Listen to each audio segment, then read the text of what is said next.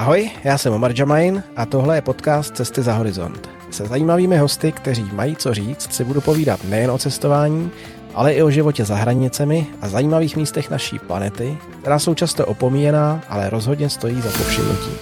Přeju příjemnou cestu. Mým dnešním hostem je už podruhý Petr Gregor, můj kamarád a slovenský cestovatel, který přišel vlastně, pojďme možná říct, proč seš tady podruhý. Je to pro mě poprvé, co mám hosta znovu. Ty jsi se mi ozval s tím, poslal jsi mi odkaz na jeden podcast, kde se ti nelíbilo, jak někdo mluví o Somálsku a řekl si, pojďme udělat speciál o Somálsku. Tak pojďme to vysvětlit. Tak áno, to bol jeden z dôvodov, prečo som sem prišiel, ale ten hlavný je, aby sme si večer dali spolu pivko, samozrejme. Hej, ale tak pri tej príležitosti, áno, povieme si niečo o Somálsku. A nechcem ukazovať prstom, kto nahrával to video a hovoril zle o Somálsku, lebo naozaj o tejto krajine je možné hovoriť aj 2-3 hodiny naozaj v takej nejakej negatívnej forme. Ale ja musím povedať, že som tam zažil aj nejaké pekné veci, aj viac pekných vecí, takže som cítil ako takú tú povinnosť voči tej krajine a voči ľuďom trošku možno skúsiť napraviť tú reputáciu o Somálcoch, o Somálsku a proste povedať, ako to vnímam ja, alebo ako som celú tú svoju návštevu vnímal ja. Tak pojďme na to. Dobře. Ty jsi byl v Somálsku kdy? Ja som bol v Somálsku 6 rokov dozadu, to bol rok 2018, bolo to na jar. Tam je to vlastne jedno, lebo tam je stále teplo. Takže, ale bolo to obdobie, kedy som si povedal, že aká by bola asi posledná krajina, ktorú by človek akože chcel navštíviť. Tak ma napadlo, že asi Somálsko, hej, lebo Somálsko je predsa krajina, ktorá de facto nemá nejakú kvázi turistickú históriu novodobú. Hej, napríklad je možné zakúpiť si knižku o Afganistane Lonely Planet v angličtine, hej, čiže nejaký turizmus tam je. O Iraku to tiež existuje, Irak má nejakú tú cestovateľskú históriu, ale Somálsko prakticky nemá žiadnu. A v podstate som to pochopil hneď, ak som priletel a dali mi pečiatku do víz, kde bolo napísané, že business víza a ja som mi hovoril, že prepáčte, ale ja nie som biznismen, ja som sem prišiel ako turista. A oni mi na to povedali, že vieš čo, my nemáme turistickú pečiatku, tak budeš tu ako biznismen. Tak som pochopil, že naozaj ten turizmus de facto tam v podstate neexistuje. Vo veľmi malom. Takže chcel som zažiť vlastne ten pocit toho, aké je to cestovať po krajine, kde naozaj ten turizmus de facto nie je. O Somálsku jsme se o tom bavili i před natáčením, že je vlastně strašně málo informací. Jestli chce člověk něco vyhledat o té zemi, tak v podstatě najde informace o pirátech a tím to pomalu končí. Málo kdo možná ví, že Somálsko je vlastně dneska rozdělená země, že to není jako jeden útvar, ale jsou to různé části, které ovládají různé skupiny, což u těch států konfliktních bývá poměrně často, je to i případ Jemenu, je to případ Sýrie a podobně. Tak pojďme vysvětlit možná, jak je to v Somálsku, teda co tam je za části, jak je to rozdělený, jak teda funguje. Áno, jasné. Takí tí zberači krajín, alebo ako by som ich nazval, že, ktorí sa snažia navštíviť všetky krajiny sveta, je ich to zhruba, myslím, že okolo 300 na svete, tak navštívujú ako každú jednu krajinu a navštívujú napríklad Somaliland, čo je vlastne kvázi neuznaná republika otrhnutá od Somálska a hovoria, že sú v Somálsku, hej. A pritom neboli v tom ako keby skutočnom Somálsku, pretože sa boja ísť do skutočného Somálska, lebo bezpečnosťou je to úplne niekde inde ako ten Somaliland. Takže ľudia radi vyhlasujú, že boli v Somálsku, ale boli v podstate iba v Somalilande.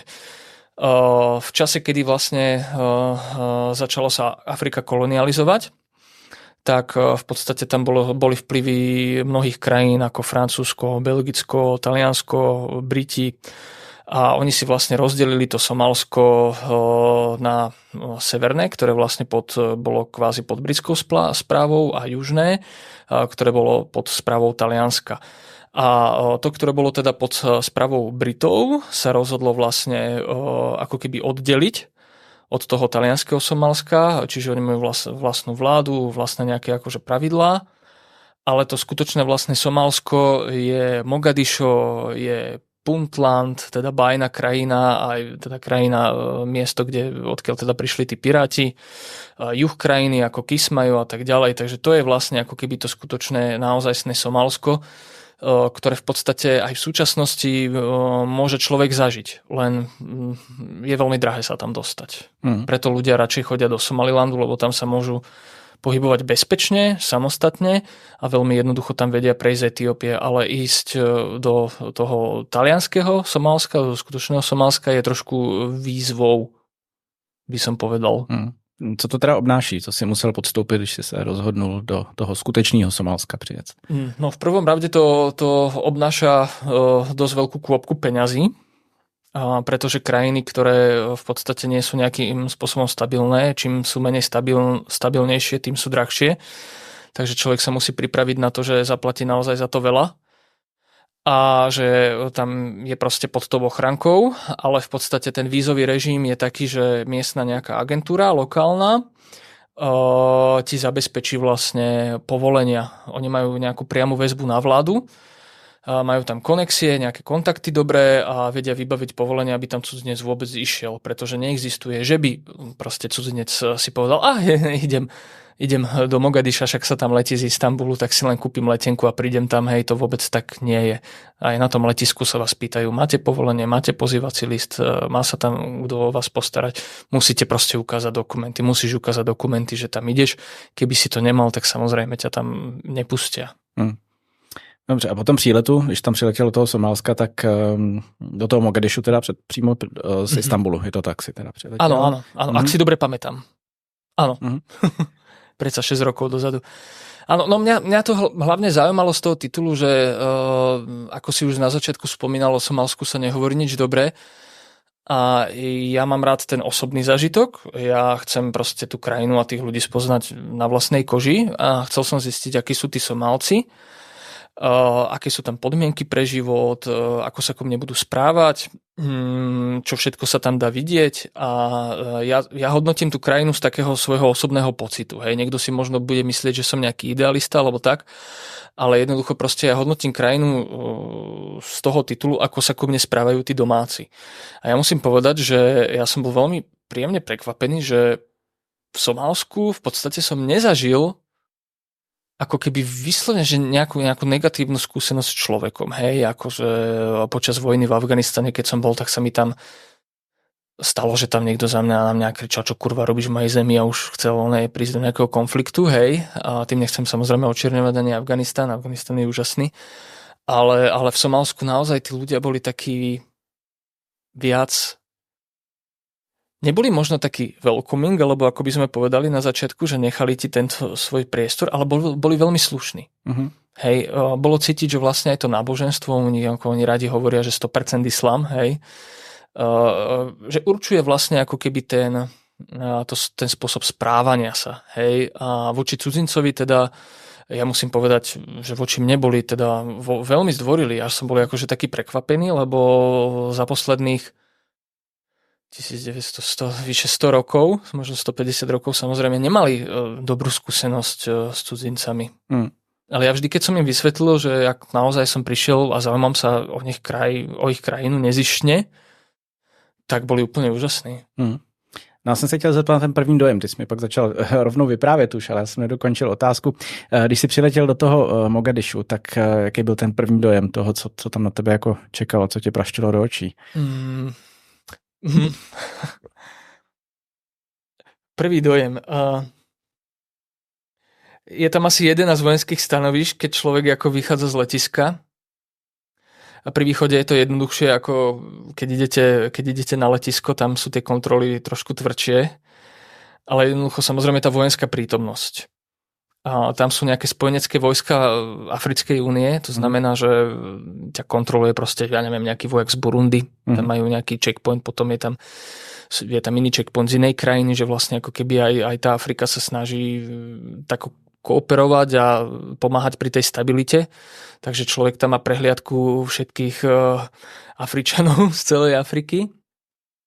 A potom samozrejme tá ochranka v tom hoteli, my sme bývali v dobrom hoteli, kde bola ubytovaná z hľadiska bezpečnosti polovica somálskeho parlamentu, hej, čiže tam človek proste ráno ide na raňajky a proste tam raňajkuje s ministrom školstva trebárs, hej, a rozpráva sa s ním, takže to bolo také hneď veľké prekvapenie. A taký prvotný šok, čo sa vlastne dostavil asi hodinu, dve potom, jak sme vlastne došli na ten hotel, tak bolo to, že mi predstavili nového majiteľa hotela a ten ma uisťoval, že budem v bezpečí, že ma tu bude chrániť 50 vojakov, 25 cez deň, 25 v noci. A ja, že ďakujem, že hneď je mi lepšie. A čo sa prosím vás ako stalo s tým starým majiteľom hotela? A on povedal, no pred pár týždňami ho zastrelili, vítaj v Somálsku. Takže to bolo také, ale snažil som sa ako zachovať pokoj samozrejme, takže som si potom hneď išiel na strechu hotela zapaliť cigaretu, nemal som oheň, tak som si ho vypýtal od nejakého strážnika s gulometom. Hej, a títo vlastne ľudia dbajú o tvoju bezpečnosť tam, hej. Takže samozrejme tam sa nemôže človek pohybovať sám.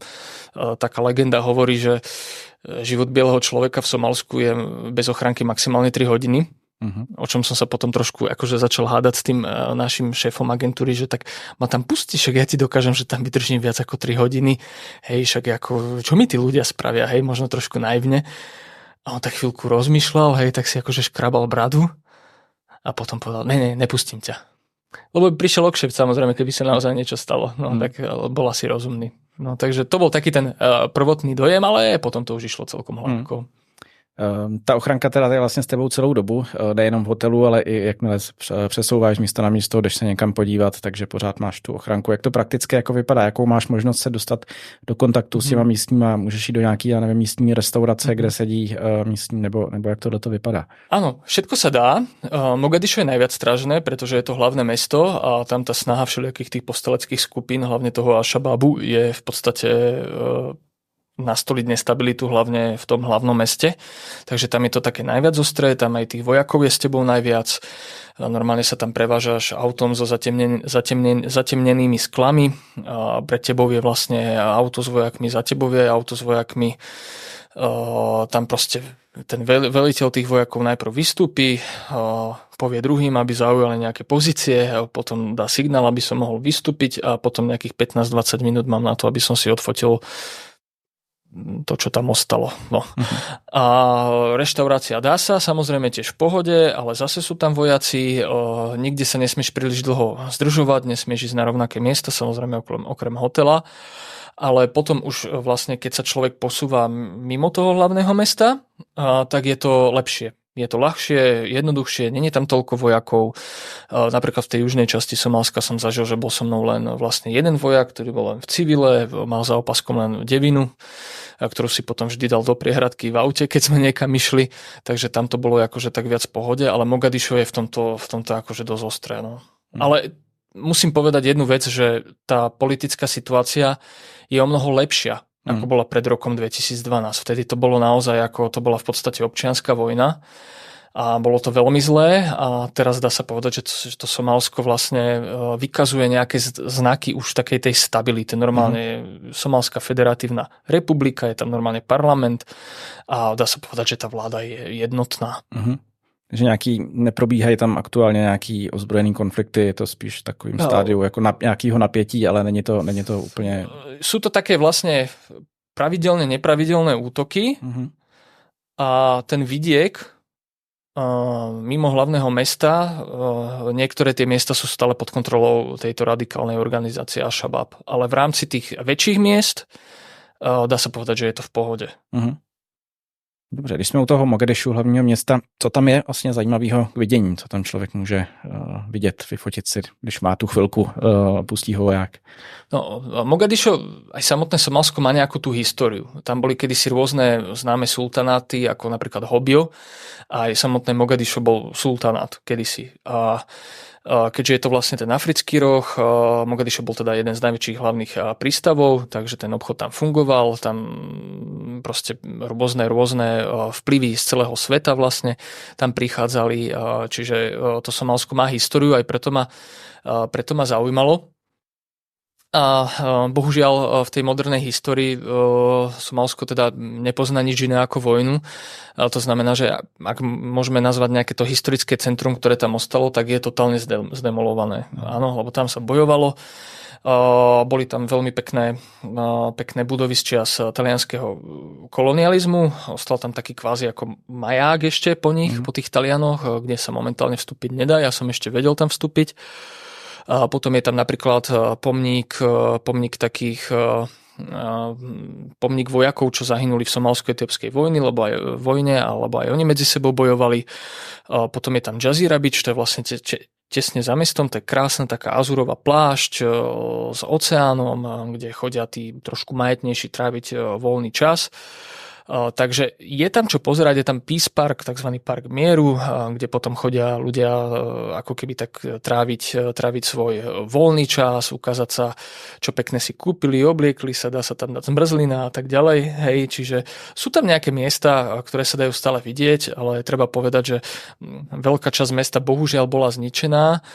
A teda to historické, čo tam kedysi bolo také naozaj veľmi pekné, tak už de facto neexistuje. Dobrá, když vyjedeme dál z hlavního města, z Mogadišu, kam potom se vedly tvoje kroky, co si vlastně navštívil? No, ja som trval na tom, aby som videl aj iné časti Somálska, nielen hlavné mesto.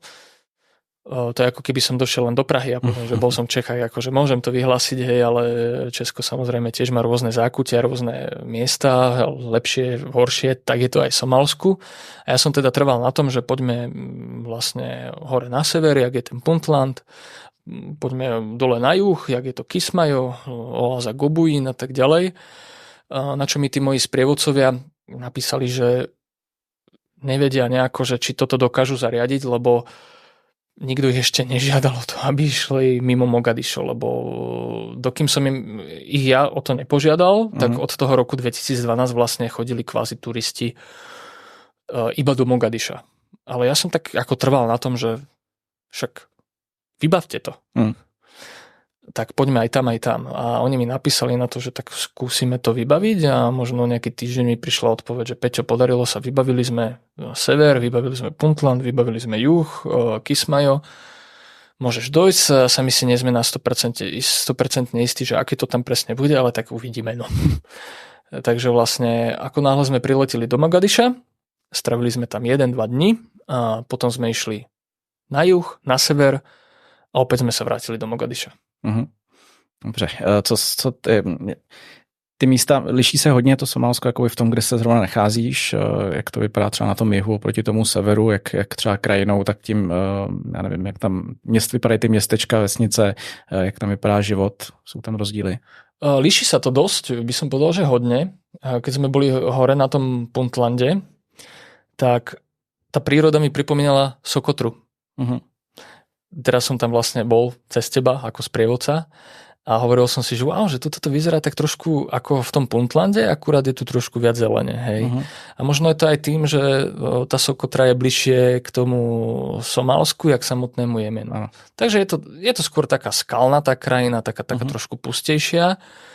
A juh je taký, tam sú savany. Juh je taký viac zelenší. Tá pôda je taká červená, úplne taká krvavo červená.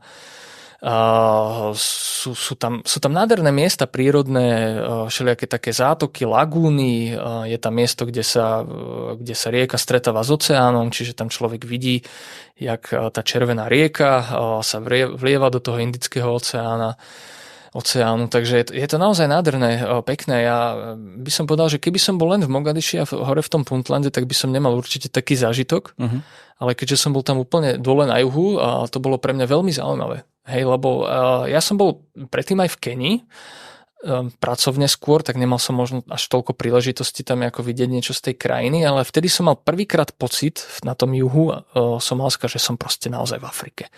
Hej, že toto je proste tá Afrika, ktorá je, dá sa povedať, že najviac nepoškvrnená z celej Afriky. Hej, lebo v podstate celá Afrika, 95% územia Afriky bolo kolonizovaných. A Somálsko tiež, ale jednoducho tam proste neboli až také prieniky tých cudzích kultúr, jak do tých ostatných krajín. Protože Somálsko asi odolávalo a pořád odolává globalizaci, že tam to nedosáhlo, nemělo úplně jak to Somálsko vlastně, kdy jako se osamostatnilo od Británie a od Itálie. To bolo ono vlastne ako predtým to bolo kvázi ako britské Somálsko a talianské Somálsko, ale ako samostatná krajina vlastne začala až v roku 1960 na základe teda prezidenta Mohameda Siada Bareho, lebo ono dovtedy vlastne neexistoval nejaký jednotný somálsky jazyk písaný alebo čo. A ten Mohamed Siad Barre sa snažil vlastne ako keby to centralizovať, snažil sa tie kmene nejako spojiť. Začalo sa písať latinkou v tom čase a normálne deti sa učili vlastne ako keby nový jazyk, somálsky jazyk, a potom tie decká vlastne učili svojich rodičov a starých rodičov nový jazyk. Čiže on sa snažil vlastne urobiť takú kvázi kompaktnú krajinu, samozrejme veľmi tvrdými nejakými represiami, bol to diktátor, povedzme si to tak, jak to je. Ale vďaka nemu vlastne poznáme technicky to Somálsko tak, jak poznáme. Hej, čiže 1960, potom on bol zvrhnutý roku 1991, potom nastala občianska vojna, ktorá v podstate trvala až do roku 2012, ale stále to Somálsko je vlastne, tam je strašne veľa kmeňov.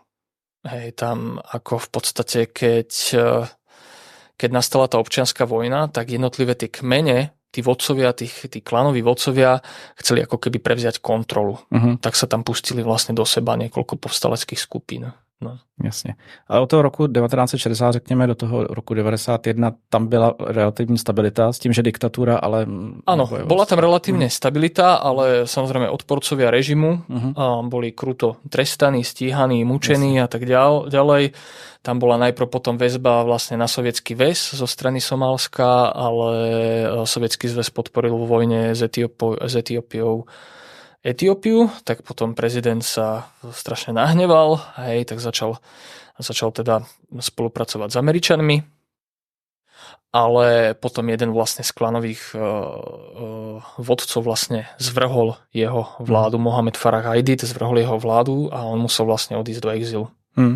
Je vždycky zajímavá diskuze, když těch příkladů je spoustu, že jo? Když porovnání, řekněme, nějaká diktatura, ale stabilita a potom vlastně, když ty státy se změní režim nějak násilně a většinou potom to nevede něčemu lepšímu, než tam bylo předtím. Jo? Samozřejmě, že pokud byl někdo odpůrce režimu, tak by možná nesouhlasil, protože to odnášel tvrdě, ale tak ta země je potom vlastně rozpadla. To je Afrika, to máš tak, že proste, aby to neznelo nejak blbo, ale jednoducho, keď tí ľudia nemajú proste nejakú tvrdšiu ruku pod sebou, tak oni zdivočia. Hej, že predsa ako tie represálie tam sú, není to vôbec príjemné, ale ako sa hovorí, keď tam tu držíš hubu a krok, tak jednoducho máš, čo potrebuješ. Hej, ale vždy sa proste nájde niekto, komu to nevyhovuje a kto si myslí, že to urobí lepšie. Takže ono je to aj dovtedy, dokým tie krajiny prestanú spolupracovať s nejakými veľkými mocnosťami. Dokiaľ s nimi spolupracujú, je to nejako obojstranne výhodné, tak oni ten režim kvázi akoby tolerujú, ale ako náhle proste sa treba z nejaký diktátor rozhodne, že nebude spolupracovať s touto mocnosťou, tak potom nastane peklo. A to je prípad aj Somálska. Jasne. Dneska od toho roku 2012 je tam relativně, nebo už tam nedochází, není to ve stádiu války teda, řekněme, je to ve stádiu nějakého jako latentního konfliktu, dalo by se říct. Ty lidi tam dneska žijou jak? Jakoby jsou, jak to říct, jsou, řekněme, vidí tam nějakou perspektivu sami, třeba jestli jsi se s nimi bavil, jestli ta země se vydává nějakým jako lepším směrem, nebo je to spíš zoufalá situace a každý se snaží dostat pryč. Ja som raz videl krásne také video, niekto, kto natočil takého mladého chalania Somálčana, možno 15-16 ročného, alebo krátko po dosiahnutí dospelosti, vedel anglicky a v tom videu hovoril, že ja som proste odtiaľto, ja som sa tu narodil a ja tu zomriem, nech sa akože deje čokoľvek, hej, že je tam tá generácia, ktorá proste má rada tú krajinu, chce tam proste ostať, chce prejsť cez všetky tie zlé veci. Somálci sa ťažko dostanú z tej krajiny, povedzme si na rovinu, hej. Väčšina z nich ani asi nemá pasy. Hej, čiže vlastne tam uvažovať o niečom lepšom je častokrát naozaj ako sen. Je to momentálne jedna z najchudobnejších krajín na svete. určite, hej, ľudia tam nežijú vôbec nejako ľahko.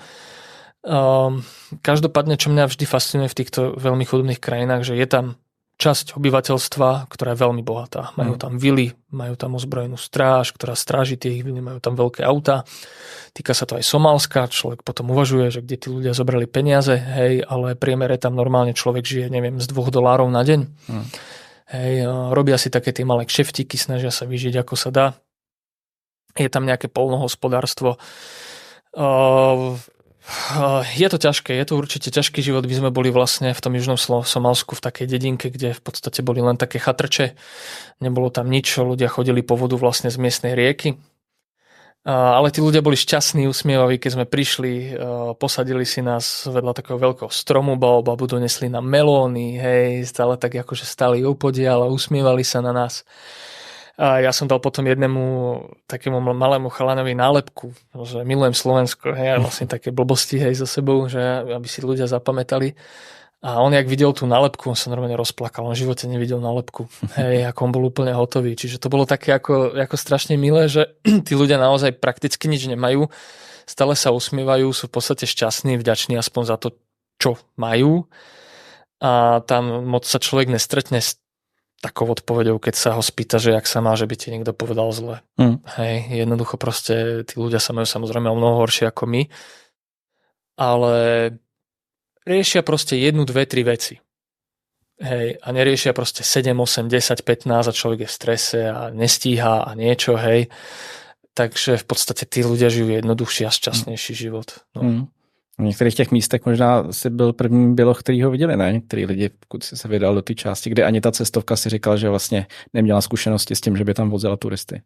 Ja som to nevedel a mne to povedali až na mieste. A keď sme boli vlastne v tom južnom Somálsku, tak sa mi sprievodca priznal, že tu nebol beloch ako vyše 30 rokov. Takže musím byť aj trošku ostražitý. Ja som si myslel, že to sú také táraniny, hej, že to ako ani není pravda. Ale potom sa mi stalo, že sme boli tam v nejakom prístave, ja som sa tam vykúpal vedľa vo vode a jak som vychádzal z vody, moji sprievodcovia boli trošku ďalej, s niekým sa tam zakecali a prišiel za mnou taký postarší pán, Somálec a prišiel za mnou, nič nepovedal a začal ma tak ako hľadiť po koži.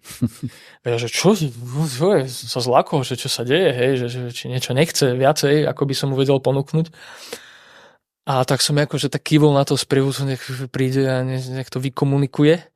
A ten sprievodca mi povedal po krátkom rozhovore s tým miestnym, že no Peťo, to je tvoja premiéra. Pre neho si prvý beloch, ktorého v živote videl. A ja som neveril tomu, že v súčasnom svete je možné, aby sa toto stalo, že proste niekto prvýkrát v živote vidí belocha. Takže on bol úplne šokovaný. Potom sa mi tam stalo, že na takom miestnom trhu, kde predávali kat, poznáme, taká miestna droga, tam je to tiež celkom populárne.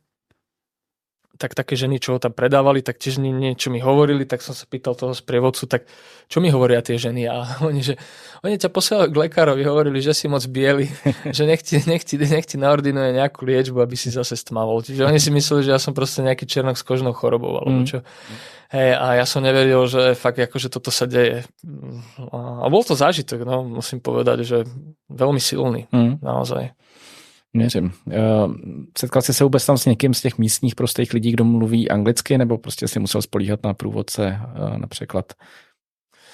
Stávalo sa, že vedia, tým pádom, že vlastne aj tí Briti a Taliani sa tam bili o ten vplyv, takže tam niektorí ľudia sa naučili anglicky, dokonca staršia generácia, niekto sa tam chcel so mnou baviť taliansky, čo ja neviem vôbec.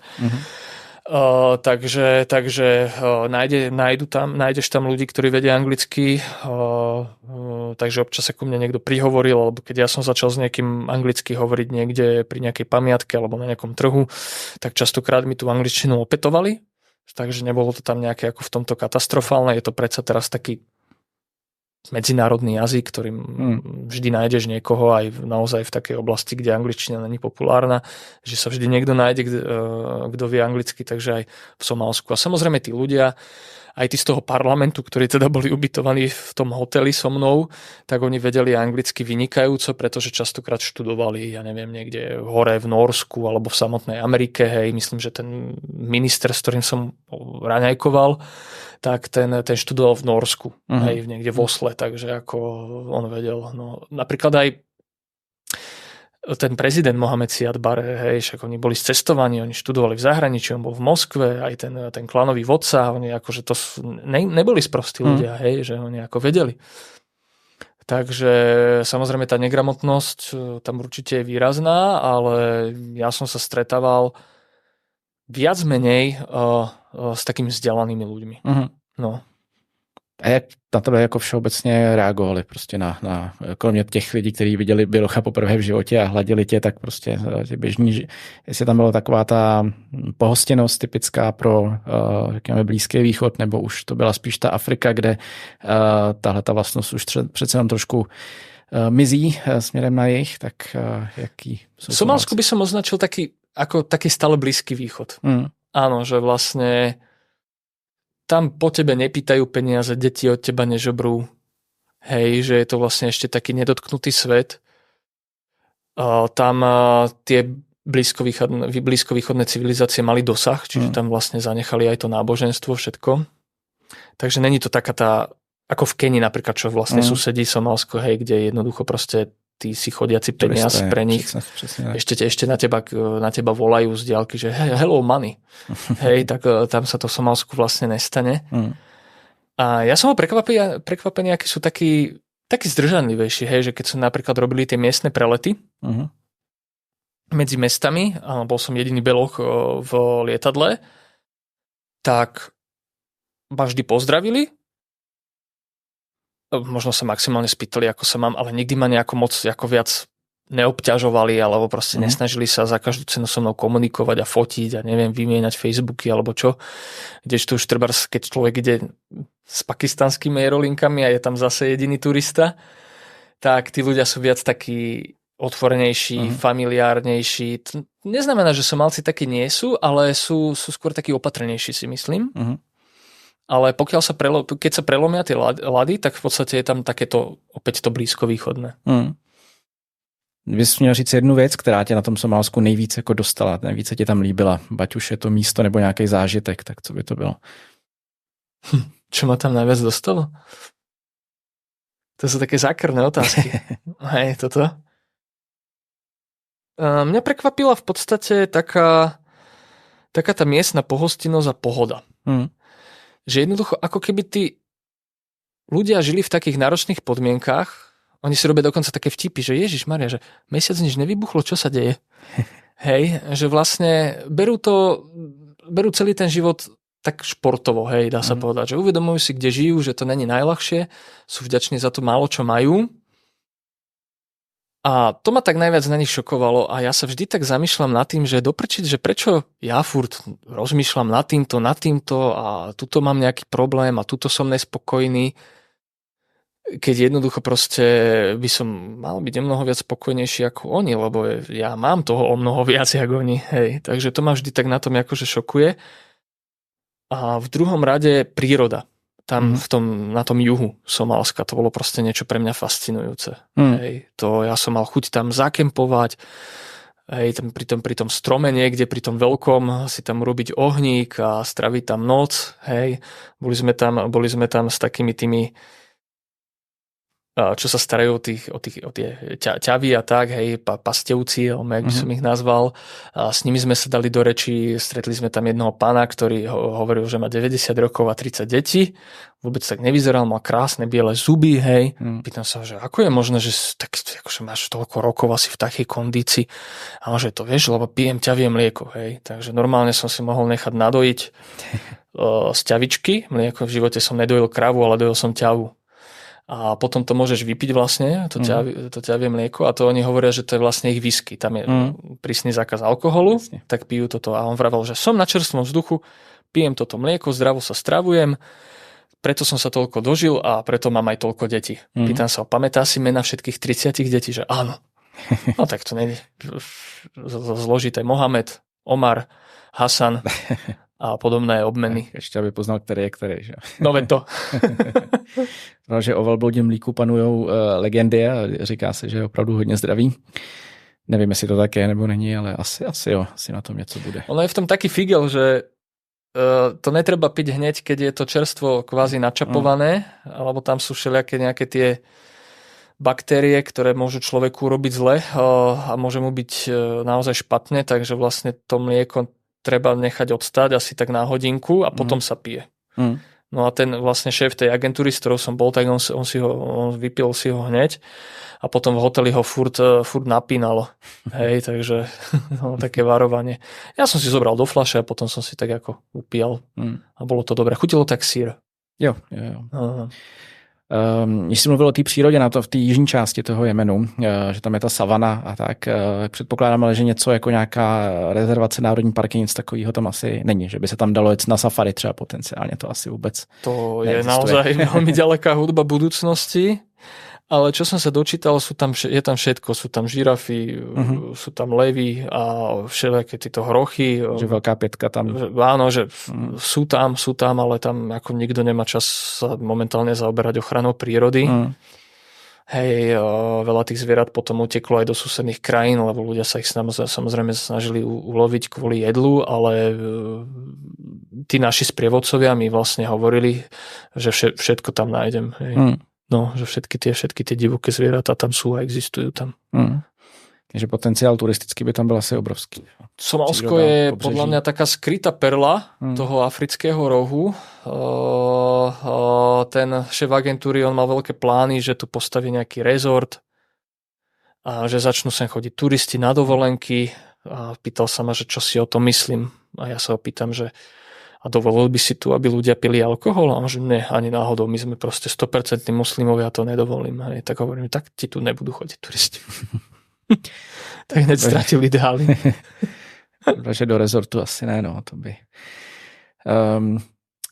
Oproti tomu ten Somaliland, tam si neměl možnosť byť. Tam som ešte nebol, stále by som tam chcel ísť, chcel by som to tak spojiť, že ísť Etiópia a Somaliland a zažiť aj ten Somaliland. A čím to je, že ten Somaliland je prostě bezpečnější, stabilnější, že je tak jako jednoduchý na to cestování? Jaký je tam rozdíl mezi tím Somálskem a tím Somalilandem? Proč někde to jde a někde to nejde? No to je taká veľmi jednoduchá rovnica, že Taliansko rovná sa chaos a Británia rovná sa poriadok. Hej. Čiže oni si uvedomili, že oni sú tam schopní nastoliť nejakú fungujúcu vládu a preto sa vlastne oddelili od toho talianského Somálska a naozaj to tam funguje najlepšie v rámci kvázi akože celej krajiny. Jednoducho niekedy to tak máš, no, že proste niektoré časti krajiny sú bezpečnejšie, niektoré sú menej bezpečné. Záleží aj na tom, kto to tam vedie, kto je šéf toho klanu, či má ako také záujmy viac pre seba, alebo aj robiť niečo pre tých ľudí. V Somalilande je iný kmeň ako v tých ostatných častiach Somálska, takže je tam pravdepodobne aj vlastne pod vplyvom tých Britov si uvedomili, že proste jednoducho nechcú ostať v tom chaose, ako je vlastne tá ostatná časť Somálska, že si to jednoducho proste budú spravovať sami, takže tam je normálne hranica, všetko. Človek sa tam normálne bez nejakého špeciálneho povolania nedostane z talianského Somálska do britského a samozrejme, keď človek prejde z Etiópie do Somalilandu a chcel by ísť ako do toho talianského Somálska, tiež to nie je možné. Takže de facto je to akoby samostatne fungujúca krajina, ktorá určite není tiež v rámci Afriky na 100% bezpečná, ale je to jedna z tých najbezpečnejších častí momentálne. Ale nemôžem o tom povedať viacej, lebo som tam nebol, ale tam bolo kopec ľudí. Určite si diváci, čitatelia nájdu kopec článkov o tom. Mňa skôr lákalo to menej poznané. Chápu. A ty vztahy mezi tím Somálskem a Somalilandem jsou teda napjatý? Nebo jak mezi sebou vychází? Když ty hranice mají zavřený v podstatě, nebo není možné přecházet? Ako nepočul som, že by tam bol nejaký výrazný nejaký konflikt alebo nejaké napätie medzi nimi. Nepočul som nič moc o tom, skôr sa každý stará o vlastné záujmy. A tam je totiž medzi nimi ešte Puntland, čo je vlastne to miesto, kde boli tí piráti. A ten Puntland je vlastne tiež de facto samostatný, ako keby štátny útvar, ktorý ale povedal, že pokiaľ vláda v Mogadiši bude vedieť nastoliť stabilitu, tak budú vlastne rešpektovať tie pravidlá, ktoré prídu z Mogadiša. Hej, čiže tam je vlastne viacero celkov.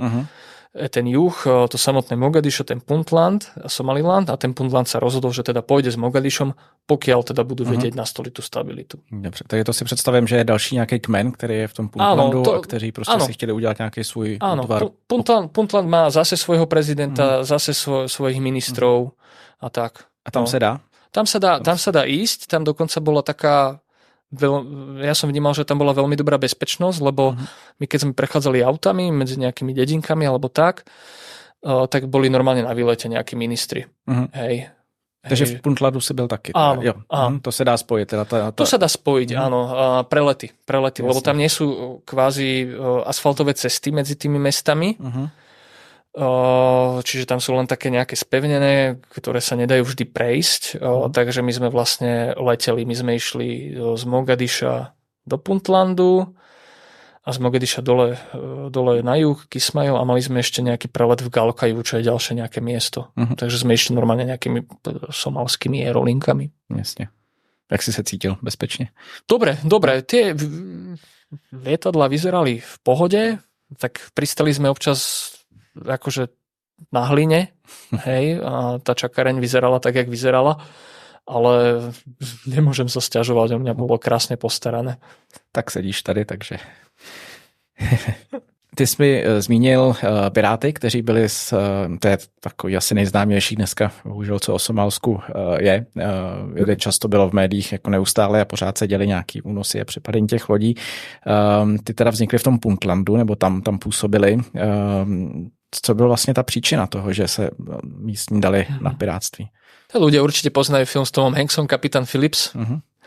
Takže v podstate tam tak veľmi povrchne vlastne bolo ukázané, že ten život tých pirátov, v podstate keď padol prezident a nastal v tej krajine chaos a začali sa jednotliví tí klanoví vodcovia púšťať do seba a snažili sa vlastne kontrolovať tú krajinu. Poznáme aj vlastne potom toho, či je Čierny Jastrab zostrelený, na základe toho bol natočený film, o tom si tiež môžeme povedať.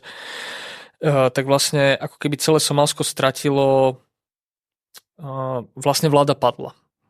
To znamená, že nejaká kontrola nad tou krajinou, nejaká kontrola nad tými vodami, nejaká námorná polícia prestala existovať.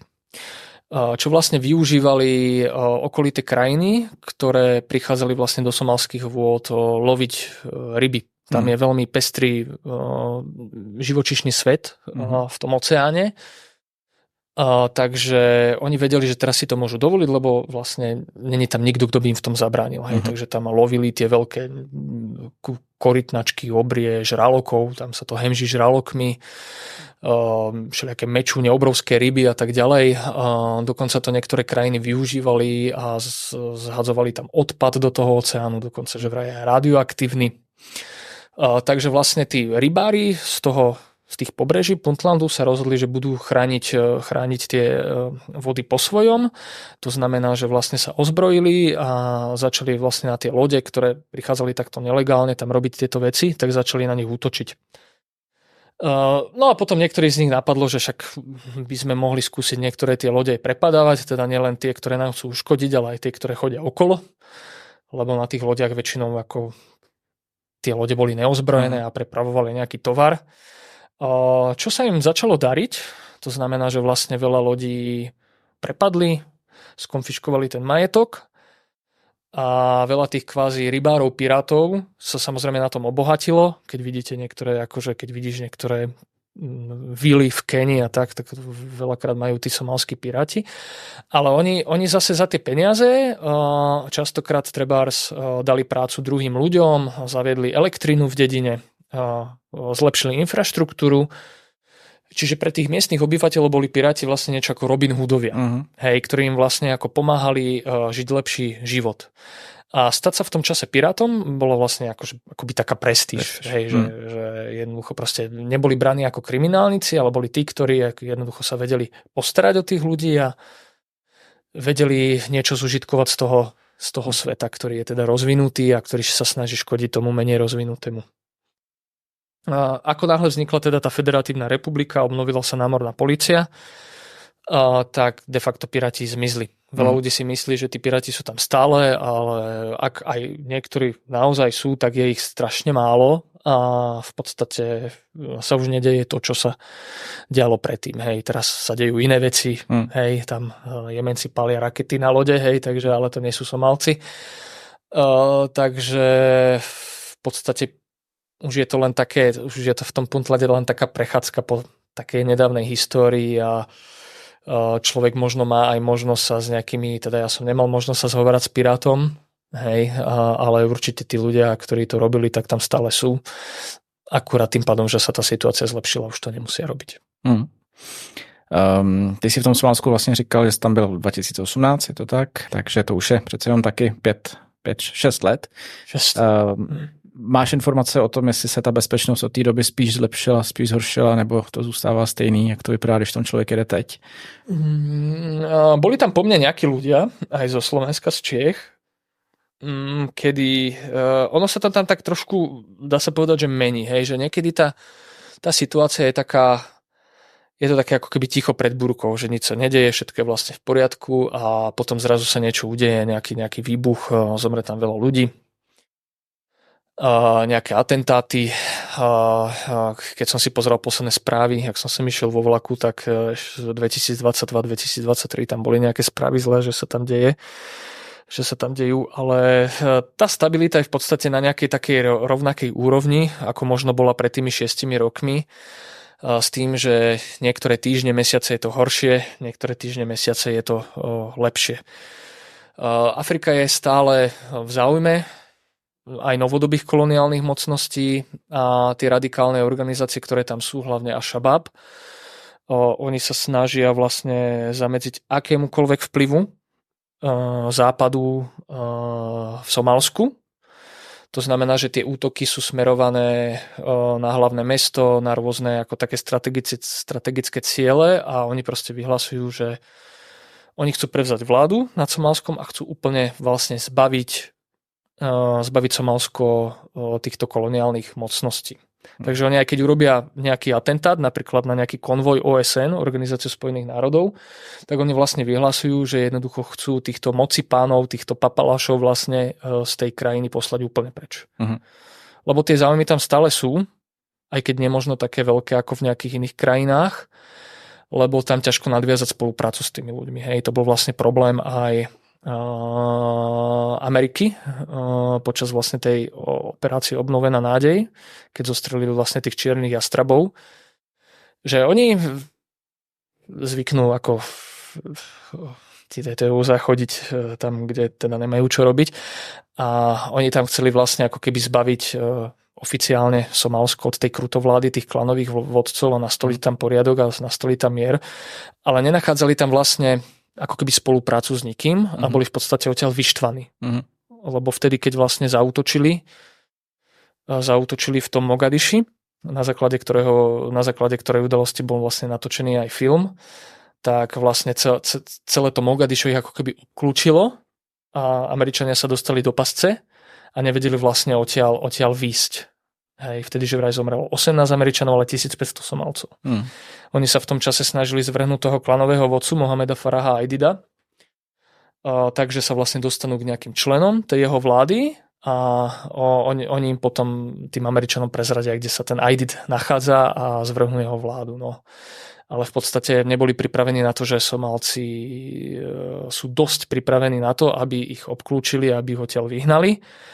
A potom v podstate do ďalšieho roka kvázi Američania z tej organizácie Spojených národov ustúpili, odišli, lebo pochopili, že jednoducho tam proste nemajú šancu s nikým nadviazať spoluprácu a jednoducho tí Somálci sú natoľko hrdí, natoľko silní, že oni fakt nechcú tam nikoho. Aj preto vlastne sa hovorí, že tí cudzinci tam nie sú vítaní, lebo tam proste neurobili nič dobrého. Hej, ale ku mne ako cudzincovi sa správali dobre a slušne, lebo ja nie som ten, ktorý tam proste príde zase niečo získavať z ich krajiny, ale som ten, ktorý proste prichádza s úctou. Takže ku mne... Dokážu to rozlišiť proste. Dokážu to rozlišiť. Áno, dokážu to rozlišiť. A Al-Shabaab jako organizace má řekněme nějakou společenskou podporu podle tebe, nebo spíš... Ja si myslím, že oni majú skôr podporu v tom vidieckom obyvateľstve, menej vzdelanom obyvateľstve, kedy vlastne oni idú tou retorikou, že vlastne ten západ je zlý, tie koloniálne mocnosti sú zlé a my si to musíme vlastne spraviť podľa seba. Kdežto tí vzdelanejší ľudia pozerajú trošku inak, ale aj tí vzdelanejší ľudia si myslím, že nie sú úplne za to, aby sa spolupracovalo trebárs z USA, ale skôr za to, aby sa spolupracovalo s nejakými trebárs okolitými krajinami. Ale ako býva zvykom u všetkých radikálnych organizácií, tak sa snažia všetko strašne samozrejme zjednodušiť. Hej, a využívať vlastne tú nevzdelanosť tých miestnych obyvateľov. Im dáva tá ich retorika zmysel. Vo svojej podstate niečo asi na tom aj bude, ale tiež vlastne vládnu alebo robia tie veci za pomoci teroru, čo zase akože nie je dobré. Čiže zase u veľa obyvateľstva tú podporu nemajú, ale u veľa zase majú. Lenže tá spoločnosť je roztrieštená, klanová. Nie je to tam vôbec jednoduché nastoliť nejakú stabilnú vládu. Kdežto pred rokom 1960 ešte vlastne žiadne Somálsko neexistovalo. Jasně. Ta společnost je tam asi poměrně konzervativní, dokážu si představit, hodně nábožensky založená, islám tam je asi hlavně jediný náboženství. Kdybyste to mohl třeba porovnat jako s jinými muslimskými zeměmi, je tam to náboženství hodně prožívaný, je to hodně konzervativní země, jak tam chodí třeba ženy oblíkaný, jak tam dodržují všechny ty islámský pravidla? Ja som ich vnímal ako dosť konzervatívnu spoločnosť islamskú, kde napriek tomu som videl viacejkrát, že treba ženy boli odhalené, ako nie samozrejme nahé, ale že nemali vlastne hijab. A bolo to jak inde v Afrike. Veľa z nich zahalených bolo, ale v podstate si nepamätám, že by som videl nejakú ženu úplne v burke, jak napríklad v niektorých častiach Afganistanu. Dokonca v tom hoteli bol v tom čase nejaké stretnutie žien, ktoré boli v nejakom spolku a tam mali proste nejaké diskusie a ja som sa tam akurát ocitol medzi nimi, tak som tam aj s nimi trošku kecal. Čiže nemal som pocit, že by ma nejako extra strašne strážili, že ty teraz sa nemôžeš rozprávať so ženami. Islám je tam taký, oni sú suniti, je to sunnický islám tam, radi o sebe vyhlasujú, že vlastne v Somálsku sú len moslimovia, hoci kedysi tam bola aj prítomná kresťanská komunita, je tam nejaký kostol, kde už nikto není, kde sa ani nedostaneš.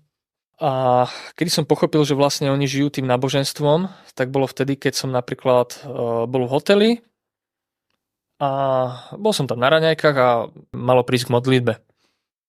A v sekunde som bol na raňajkách sám. Všetci išli do mešity sa modliť, dokonca aj vojaci. Čiže keby chcel niečo niekto spáchať, tak mohol práve vtedy, pretože všetci boli v mešite. Hej. A mňa do mešity nepozvali, tak som nešiel, ani som sa do toho nejako veľmi nehrnul, čiže nebol som v Somálsku v mešite.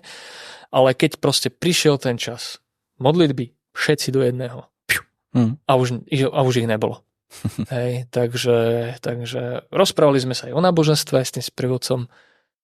Hej, hodne a bolo to zaujímavé, bolo to pekné a viem, že tam hovoril mi o tom, že vlastne ten alkohol je tam tak striktne zakázaný, že keď odhalia nejaký nelegálny bar, že tam niekto pije, normálne tých ľudí postrieľajú. Hej, že vlastne nič, hej. A pritom ten kat tam fičí. Nie až tak, jak v Jemene, hej, tam sú akože naozaj skatovaní všetci, ale žijú to tam, majú to tam, pestujú to tam, proste dá sa to tam kúpiť. Ale alkohol je proste alkohol je veľké tabu a napríklad ani vodné fajky, cigarety málo. Hej. Akože občas tam človek vidí niekoho, kto fajčí, ale skoro vôbec. Hej. Takže držia sa toho, čomu veria. No, tak mě napadá, jestli připravíme zájezd do Somálska, protože už jsme se o tom bavili, nutno říct, že bychom něco vymysleli a že by si mohl jet jako průvodce a dalo by sa to spraviť. A ja tam mám dobré kontakty a vďaka tomu, že sme vlastne v tom 2018 vyskúšali, že sa dajú navštíviť aj iné časti Somálska, oni tam potom začali hodne chodiť, títo sprievodcovia so svojimi klientami. Takže každú chvíľu vidím, jak tam je nejaký Korejec, jak tam je nejaký aj Američan, hej, a už sú proste na tých miestach, kde som bol ja. Takže dalo by sa to samozrejme vymyslieť. Ja si myslím, že tento zájazd by mohol byť zaujímavý pre ľudí, ktorí chcú zažiť niečo, čo pri cestách ešte nezažili, alebo majú pocit, že už ich všetko na tých cestách nudí, že už všetko videli, že už proste ich nedokáže nič obohatiť, tak si myslím, že Somálsko im vystrie chrbát riadne, lebo Navštívil som Afganistan, navštívil som Irak, Libanon, všetky tieto populárne destinácie, ale Somálsko je v niečom iné. Somálsko je najmenej poznačená krajina Afriky a myslím si, že je aj z toho, čo som videl, najviac autentická. A verím tomu, že pokiaľ by sa nám to podarilo zorganizovať, tak by to bol pre tých klientov zážitok. Nebude to lacný zájazd, samozrejme, určite tam, kde je ochránka, všetko, ale ja si myslím, že to bude stať za to. Ja som sám za to tie peniaze dal a neľutujem to, hoci teda by sa mi možno aj teraz tie peniaze hodili, ale jednoducho proste ten zážitok je, na to nezabudnem do konca života a som za to vďačný. A keby sme tam mali s klientmi cestovku, tak sa tam veľmi rád znova pozriem. Dobře, tak následujte, budeme na tom pracovat a myslím si, že do roka a do dne něco připravíme. Ještě na závěr, teda mimo Somálska, my jsme se viděli naposled tady při povídání v podcastu, to už bude skoro rok. Ty jsi od té doby byl na Sokotře jako průvodce naší kanceláří, měl si možnost být v Adenu pár dní, potom a v Afghánistánu si vlastně byl ještě za tu dobu, co jsme se neviděli, takže si toho zase kus viděl. Jaký jsou tvoje další plány, jestli se nějaký rýsujou? Ešte nikdy som nebol napríklad vo Francúzsku, hej, tak sa mohol pozrieť aj tam. Ale tak plány ešte nejaké sú, aj keď ja už som v tomto taký trošku ako upokojený, že ako videl som veľmi zaujímavé miesta, veľmi intenzívne miesta. Mám rád svoju robotu, neživím sa cestovaním, to je len taká kvázi brigáda. Takže mám nejaké plány v takomto osobnom živote, čo by som chcel, ale ono to tak býva, že človek plánuje a Pán Boh mení. Je tam ešte niečo, čo by som chcel vidieť, určite. Uvažujem, alebo tak ako pozerám po západoafrickej krajine Mali. Mm-hmm. Že mám taký proste silný pocit, že toto by mohlo byť veľmi zaujímavé, veľmi silné. Že to je krajina v západnej Afrike, ktorá má nejakú svoju kultúru, svoju históriu. A cítim, že tá krajina má dušu. Takže mám ďalší taký sen navštíviť túto krajinu. Neviem, či sa to momentálne vôbec dá.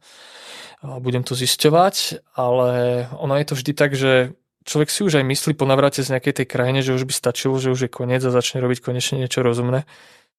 Ale jednoducho proste príde ti to do hlavy, nevieš to z tej hlavy dostať a nakoniec zistíš, že proste už to plánuješ a že tam musíš ísť. Takže jeden z takých snov ešte, čo mi ostal, je tento. A potom mám ešte jeden sen, ktorý neviem, či niekedy zrealizujem, ale je to úplne niečo mimo. Že prestopovať USA zo západu na východ. Hej, aj keď zistia moju cestovateľskú históriu, neviem, či ma tam vôbec pustia do USA. Ale keby áno, tak mám aj takýto sen, že proste zažiť tento svet, ten rozvinutý svet, dá sa povedať, a zažiť si ho tiež na vlastnej koži niečo úplne iné, paradoxné proste. Lebo niekedy, keď človek navštevuje už také tie komplikované krajiny, tak niekedy je už z toho smutný, že proste a prečo sa to deje, no tak chce zažiť trošku viac veselosti. Dobře, já ti přeju, ať se tě tvoje sny daří plnit, Ďakujem, ať jsi spokojený ve svém životě a všechno dobrý a zase třeba někdy na viděnou tady v podcastu. Děkuju moc, že jsi přišel. Na viděnou, všetkých pozdravujem, do cestovania. Děkuji, že jste doposlouchali nebo dosledovali epizodu podcastu Cesty za horizont. Doufám, že se vám naše povídání líbilo. Dozvěděli jste se nějaké zajímavé informace. Pokud by i vás lákalo cestovat do netradičních destinací, můžete se podívat na nabídku naší cestovky na www.hamidy.cz. Budu taky rád, když budete náš pořad odebírat buď na YouTube nebo na vašich oblíbených podcastových aplikacích. A jestli máte tip na zajímavého hosta nebo téma, tak se s námi podělte, protože o zajímavé nápady není nikdy nouze. Děkuju a zase příště.